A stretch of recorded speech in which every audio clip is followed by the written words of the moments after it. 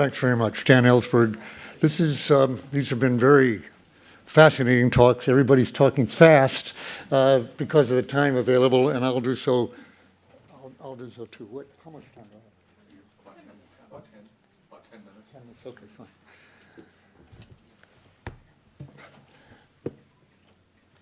One of the very best talks here was a fascinating talk, brilliant, by Nikki here.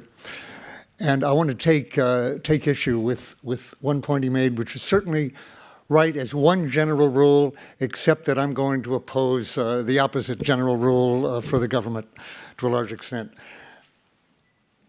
Journalists believe, to a very large extent, I have found in the last 40 years, what the public believes, which is that the government can't keep secrets. How can they imagine, when a leak occurs, they say, how could they ever have thought that this could remain secret, this vast conspiracy? And how could they have thought that this sort of thing, so dehumanized, so cynical, so heartless, could remain secret, that people would keep that secret? Very rarely do journalists or people in the public react to a leak in a way that I would recommend very much, and that is to take it as a challenge to ask the question, why didn't we know this earlier? Why are we finding this out only now? How long has it been kept secret? And how many people actually did know and could have told us? Who lied to me, if I'm an investigative journalist, say, on this particular subject? Who was it who lied? How did they lie? Very few people are going to go back to that source, if it's a government source or she, and say, what made you think you had the right to, or what did you have in your mind when you told me this? Here's the evidence, and so forth. Because after all, you would lose them as a source from then on. And if they're still a government official, you don't want to enrage them that way, or to let the word get around that you have this kind of habit. But in very many cases, I want to say that, I'll put it this way. I identified very much with Chelsea Manning, person of, as it became clear, very different background, very different personality, different access, and so forth, much younger, for two reasons, really, in 2010, when the information from WikiLeaks was first coming out. First of all, it was a very large leak, and I'm going to talk just about a very specialized type of whistleblowing and leak now. Not the ordinary kind, which is extremely important, just as important, but a particular kind. And that's of national security leaks that have to do with classified information in the first instance, and massive ones. For a long time, I'd waited and asked for massive leaks on the order of the Pentagon Papers, which was 7,000 pages top secret, on the grounds that it's very rare that one document, one page, it does happen occasionally, will really tell a story, will really break something open. It's too easy to say that's forged, it's not real, or if it's somehow authenticated, that policy was changed. That's a lower level staff piece of work here. Who knows who wrote that? It's rarely signed.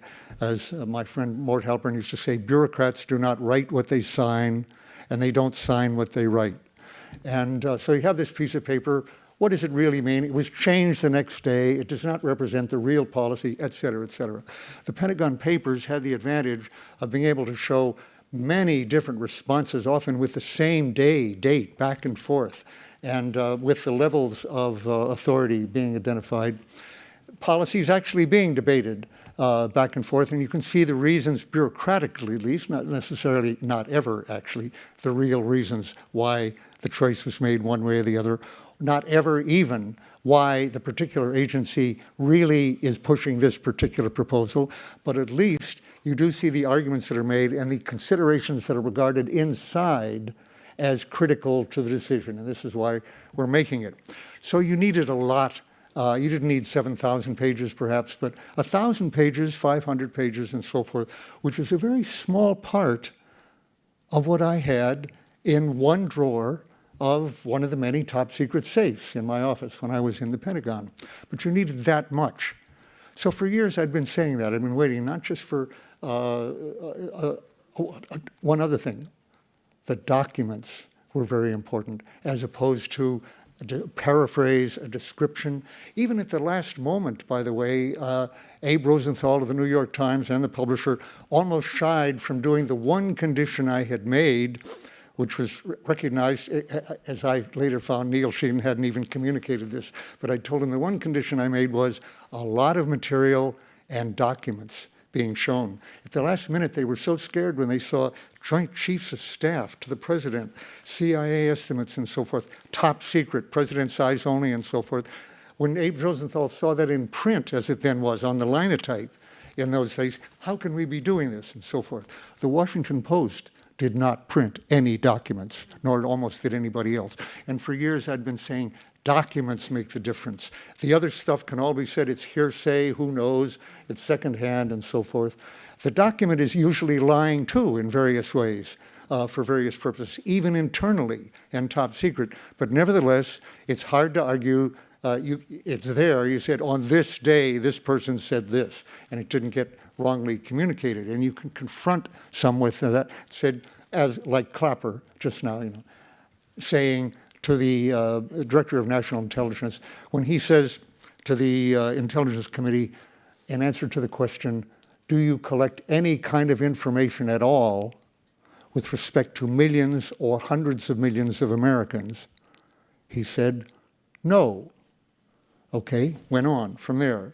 Now, later, when Snowden, thanks to Snowden, had come out, documentary evidence that indeed they were collecting hundreds of millions, as a matter of fact, under him, on Americans, he said that was the least untruthful answer I could have given. No one asked him, by the way. No reporter said or anything, what would have been a more untruthful answer? Actually, it was, of course, the most untruthful. The truthful answer would have been yes.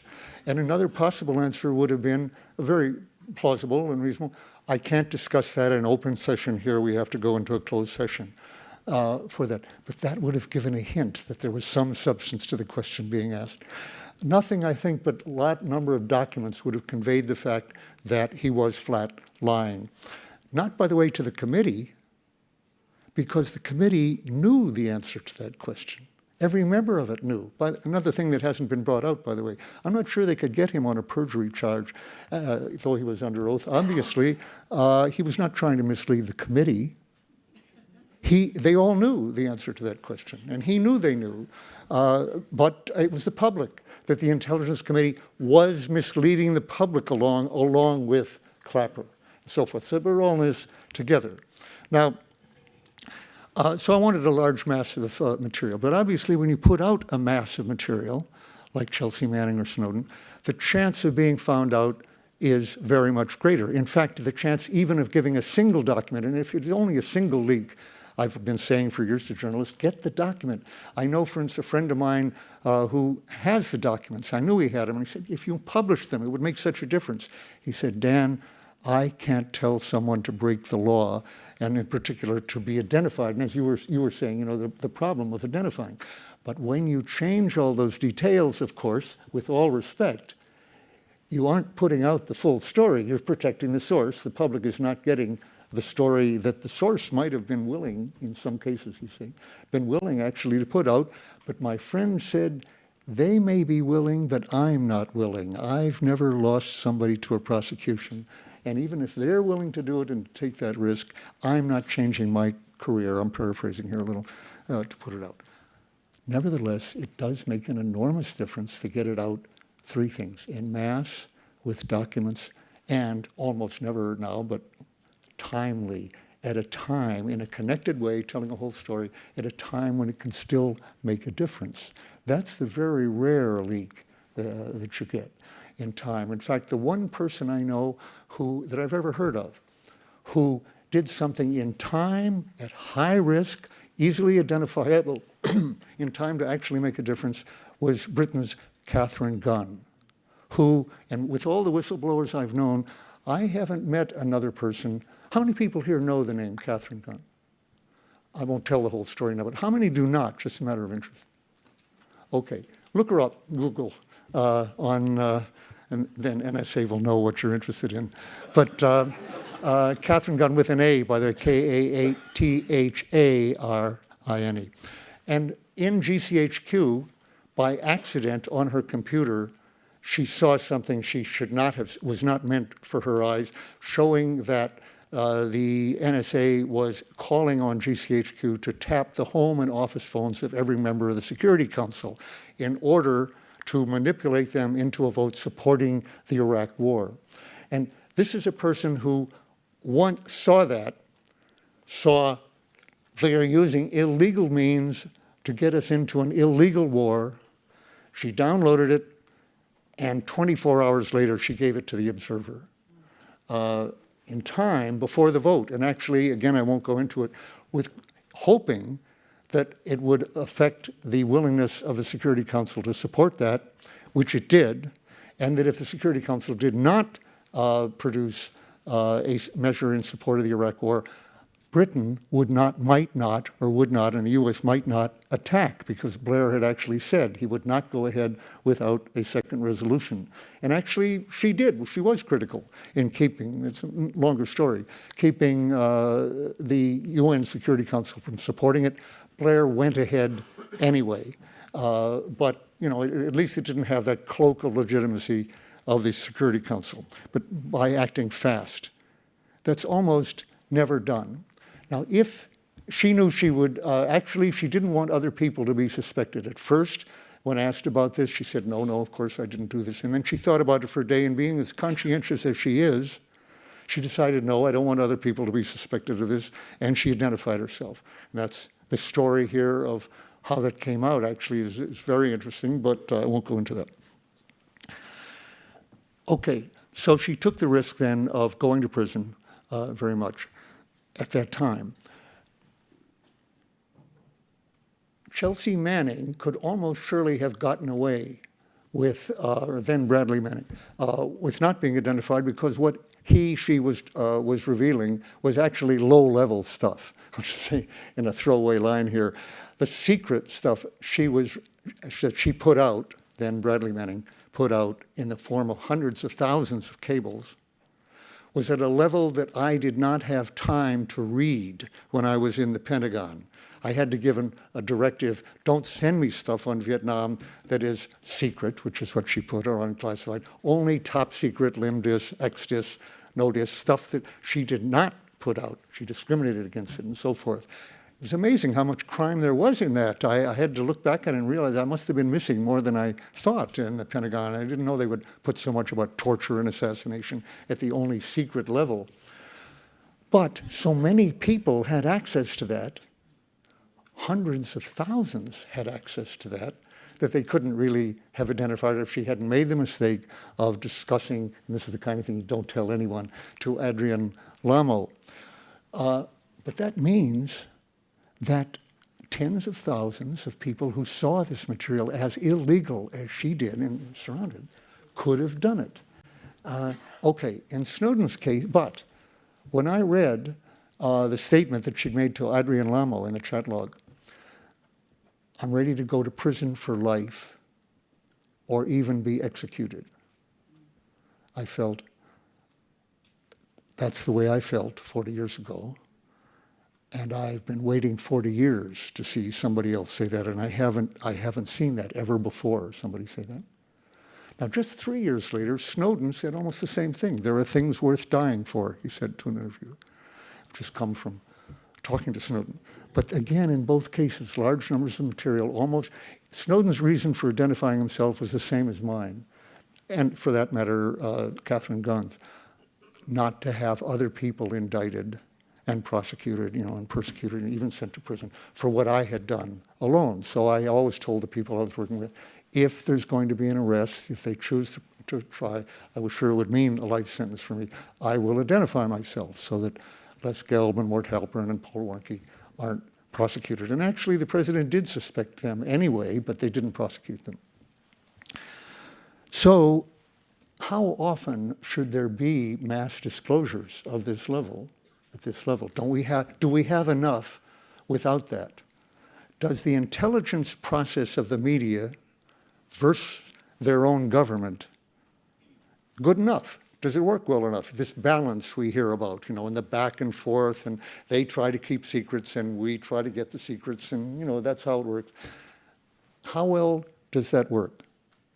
Many journalists, I believe, and even more in the government thing, It works all right. We hear enough in time. They don't keep secrets that long and so forth. I want to say the opposite. Just as Snowden's message, and the message you've heard today, which is encryption works, even against NSA. It occurred to me that what my message is to a large extent is, as an insider from the government for a dozen years, their secrecy system works. It is not true everything comes out in the New York Times or the Guardian or whatnot, even eventually. And indeed, what does come off is often so fragmented over such a long period of time, after the people have left the government, no accountability, and after the policies are either over or in such momentum that it's really too late to affect them. That's what the secrecy system is meant to do. Keep the secret long enough. That's all. And in a way that can't really be easily interpreted when it can't be related to other things. That's all it has to do. It doesn't have to be forever. But many secrets can be kept for very long times. And here's the key point I want to say. Known by thousands of people inside, and of whom thousands, a fraction of those thousands, know that it's either illegal, criminal, reckless, disastrous, hopeless. How many people knew exactly that of the Vietnam War in the course of the 30 years war, but the 10 years of the big war? Hundreds to thousands. How about the Iraq War, going up into the Iraq War? How many? There was no effective leak of what they were planning in 2001 and 2 and going on to 2003. They really got their way. No leak. Thousands of people inside knew not just that this policy was entirely different from what they were saying, which is normal, the norm. The policy to an insider is different from what the public believes and what the Congress believes. Normally, we have a secret foreign policy, a foreign policy that includes covert action, with which you say, well, okay, that's just a little embellishment on the policy. It actually may have the effect of being a provocation to the other side, of having blowback to which we're responding. As many people there are many, but only a tiny fraction of the public are aware, that our great enemy, ISIS, or ISIL, as they call it, has been produced in a dozen different ways by our own activities in the past. But hardly anybody recognizes that. So you don't understand the policy. But people inside, they may have a very distorted view of why it's happening, but what they know is it's different from what the public believes and is told. It's different from what Congress believes. And in many cases, they can see it's hopeless. The actions, by the way, right now, I won't go into it, but of US, my government now, bombing both sides in a civil war in Syria is as crazy and hopeless a policy, but murderous, as there could be. But going into Afghanistan, going into Iraq, and so forth. These happened because none of the thousands of people who knew what was happening and knew that it was a disaster told any outsider. There was no Chelsea Manning at high level, and no Snowden that got us into Iraq, and there are many people right now. So these people are to be sought for, and I want to, you should always be aware, the policy is different from what they're saying. They're misleading about it and lying, and consciously lying, much more than it's easy to imagine. I told my friend, close friend, best friend in journalism, Cy Hirsch, told him more than once, Cy, even you have no idea how much you are effectively lied to. You can't know. There's no way to know. So the policy is different. These people are to be sought, and in a timely way, a group called Exposed Facts, which seeks to be the American WikiLeaks, put up, just started by Norman Solomon and some others, put up posters around Washington. They paid for them, 13, and one is still near the Iraq embassy. One was half a block from the State Department. And it had actually a nice picture of me, full length on it. And the words were as follows. Don't do what I did. Don't wait until the bombs are falling, until thousands more have died, until you tell the truth with documents to the press and Congress. Don't do what I did, do what I wish I had done in 1964 or 5 or 6 or 7. Go in a timely way and take whatever personal risk there may be. A war's worth of lives may be saved. Thank you. Don't go away.